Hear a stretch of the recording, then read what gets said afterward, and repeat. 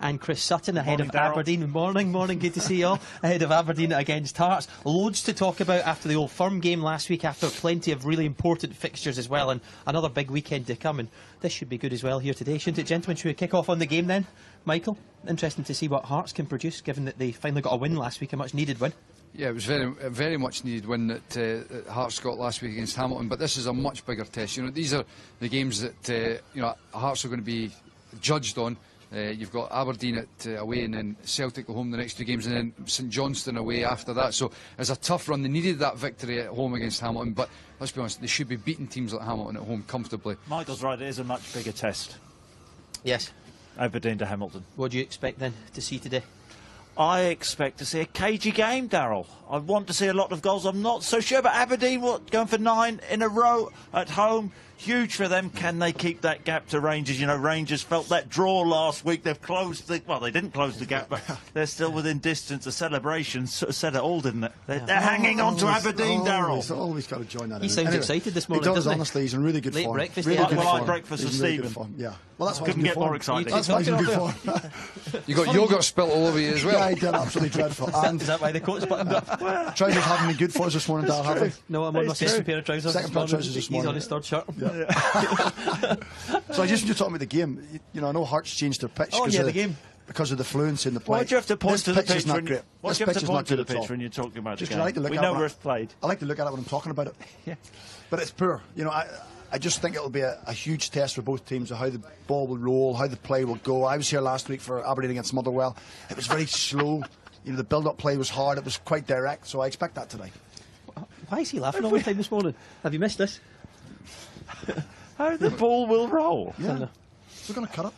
Right, look, the questions are starting to come in. I'm not sure there's too many I can read. Are there yet. comments? Are there any comments, Darryl? There's any favourable ones? There's a lot of comments, Chris. There's a lot of comments. Not What too many do you yet. think, Darryl, of the appointment of Pedro Caixinha? Well, you've improved on the pronunciation stakes for a start, I think, on the week. We have an exclusive interview with Pedro on our show today. Yeah, we have Emma Dodd's fantastic. Excellent interview. What do you think from midday Darryl? today? Because I love about the appointment. Well, it's very hard to say because he's not kicked a ball yet, has he? Nobody has. He's going to be kicking a ball. He's the manager. He does in training. He does in training, so I'm told. Get Jake Humphrey up here. He'd come. Well, it's hard to say, isn't it? But, you know, it should be a relatively straightforward test today. Hamilton at Ibrox. Yeah. Considering last time out, 6-0, you know, Pedro will want to start, positive performance. I expect the Rangers fans will be there in numbers, new manager, trying to give him some support. To see if he will do anything different. Joe Garner plays today. He may start today, might finish Dougie Imrie off today. Wow. Yeah. Darryl? Ackies will be happy about that, won't they? Well, it was an outrageous tackle last time. And how did he not see red? Well, I think only the referee can, justify that one. A lot Crazy. of people are missing big decisions at the moment, Darryl, aren't they? Huge. Yeah, and which ones would you be referring to, Chris? Well, maybe the penalty or non-penalty last week. What did you think, Michael? Well, I think it was quite clear. I made my point. It was unequivocally a penalty in my decision. Gordon Strachan didn't see it. Gordon Strachan didn't see it. So if you can't see it, you can't give it. Neil McCann didn't see it. Is that not his job?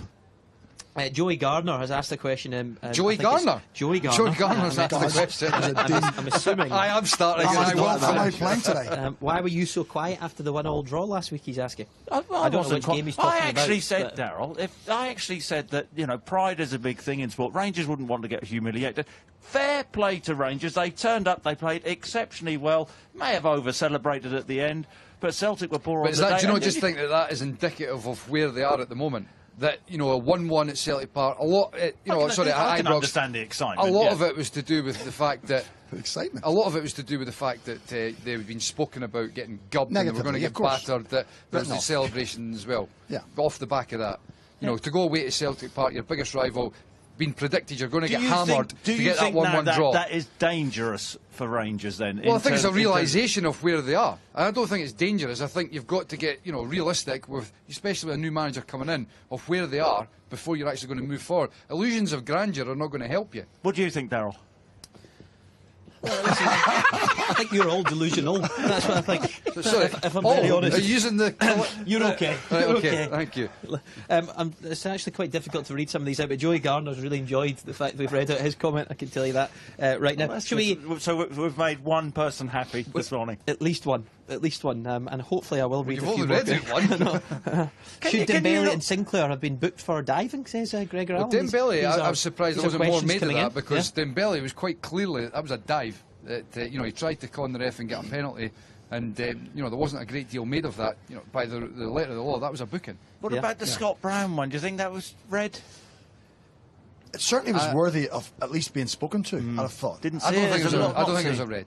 I don't think it was through his elbow. No, I don't think so. I think he felt the player coming, because the whole time he was looking forward and he was trying to block him off. Yeah. Because I can't even remember who it was, but because he's obviously smaller than him, he caught him round there. I don't think there was any malice, but he could have, if the referee'd seen it, he could have been in trouble. All these talking points, and you get people knocking Scottish football, Darryl. Yeah, We've got too much to talk about. How do you think the Old Firm semi-final will go then? Darren Anderson asks. Well, I think what it does, it gives Celtic maybe a bit of a reality check, as in a little bit of complacency maybe setting in. So I think it'll spur them on. I expect Celtic to win. Of course I do. I expect Celtic to win. They're the better team. However, Rangers will take a lot of heart from what they had last. Better squad? Well, I don't know. It depends who you're talking about. Pedro thinks it's maybe Rangers. What was telling was, you heard Brendan Rodgers after the game saying it'll give Celtic the chance to refocus after that, and I think that hits the nail on the head. That result 1-1 against Rangers that'll give them the incentive to go out and make sure that it doesn't happen again in the semi-final. Come back to more on this on the show. Here's a question from Alistair Hipkin. Hey, listen. Give us peace for a wee second. He's asking about Stephen Robinson becoming the new Motherwell manager. Am I going to get a microphone in the face? Your thoughts on that? Well, listen, I think they had narrowed down to interviewing 5 people, and by all accounts, Stephen came out.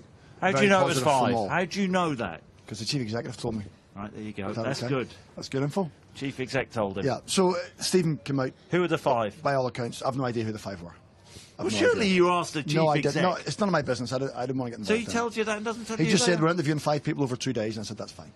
So I think it's a positive move. The players have enjoyed it. Did you think in advance of that process that Stephen Robinson was going to get the job? I think the way he conducted himself over the 2 weeks he was in interim charge, yes. Because he'd set the team up, training was well, things were organised. Yeah, a 92nd minute goal. Considering you came here and lost 7-2 only. There's been improvement in the team. There's no doubt. There's been improvement in the squad. Good appointment. You have to win games. Well, we'll see in the future, but I think so at the minute. Yes, you have to win games to stay up. That's the key aim. Okay, we shall come towards the end of this chat here, but can we talk about the Scotland squad which has been named before we finish? But no Aberdeen, no Hearts players in there. Yeah. Thoughts on that and the squad overall? I think when you look at Jamie Walker having scored 15 goals this season from midfield, he'll be disappointed he's not got in it. I think there should be, a space for somebody like that. Shinnie, McLean from Aberdeen. I think that it's disappointing that these guys that are at the top end of the Scottish Premiership are not getting into the squad at least. And I think they would, merit that position. Kenny McLean for me is playing better now than he was last year when he actually got into the squad. So again, you'll be a few disappointed players there. That they haven't managed to get into that. Why no right back? Yeah. Well, I mean, that is a strange one. You've been saying Bardsley for a long time, haven't you? I mean, obviously, Phil Bardsley got sort of omitted out of the squad pretty quickly when Gordon Strachan came in. He obviously doesn't fancy him, but he's somebody that's got good experience. I think he's a good defender as well. For a long period we had, Alan Hutton, Stephen Whittaker. For me, Phil Bardsley's a better defender than a lot of those guys, and especially the way Scotland are going to play. I'm surprised somebody like that isn't in the squad. Graham Shinnie as well. Graham Shinnie. Well, I've spoken about him. Yeah. Should he be starting right back? What was this little hand nudging over there? Ask Darryl what he thought. No. Well, I think it'd be interesting to see who starts right back, and you love to get my thoughts, don't you? Let me try and get your thoughts. Do you even know who's in the squad? We spend a lot of time together, Darryl, don't we? And you've got so much knowledge in there, but the viewers don't hear it, so it's great to hear your thoughts. Yeah, well, I'm looking forward to these internationals. Let's hope we get a couple of victories with whatever squad we've got. With Graham Shinnie and Kenny McLean, I think they should have been involved somewhere. At least one of them. Somewhere. Well, at least one of them. You've really liked the look of Kenny McLean. You've said to me. I think he's playing as well as he's ever played. Michael was right. He's playing as well as he's ever played. I saw him last week here. He dominated the game. I saw him here against Partick Thistle. He dominated the game. As a rare the other thing is here, Darryl, as well, is that with those players continuing to be omitted out of the squad, you get a sense of almost a bit of apathy from supporters around the country. Aberdeen fans are not happy that their players are not getting into the squad, and even just from that perspective of getting them into the squad, it gets the fans here at Pittodrie in the northeast of the country behind the national team. Probably is the strongest part of the team. The only thing is that midfield. But even just from a political perspective, you get the guys in the team. They have to be good enough. So I think you backed up. And I don't think they are good enough. Yeah. Can I ask you, do you think we're going to get positive results? And if we don't, do you think the manager will continue beyond these games? Oh, you can't ask that, Darryl. Well, I just did.